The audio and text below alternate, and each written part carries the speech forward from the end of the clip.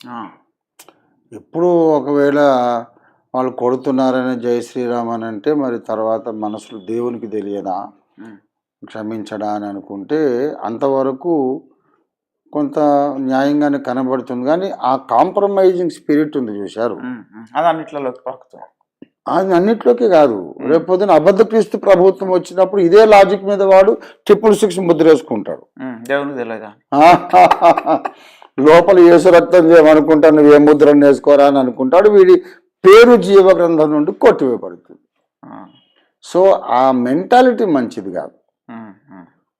కొడితే కొట్టండి, చంపితే చంపండి నేను అనను అనే ఆ స్ట్రాంగ్ విల్ ఉంటేనే మహాశ్రమల కాలంలో రక్షణ కాపాడుకోగలుగుతారు.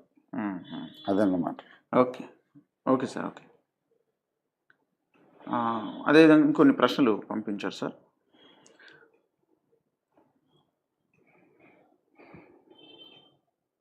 ప్రధానముగా 3 రకముల జీవము మనకు లేఖనంలో కనబడుతుందంటూ తెనాలి నుంచి రాజు పంపిస్తున్నాడు.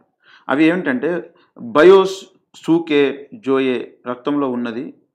బయోసానా, సుకేనా, జోయేనా ఏది ఉంది రక్తంలో అంటూ అడుగుతున్నాడు సార్. ఇప్పుడు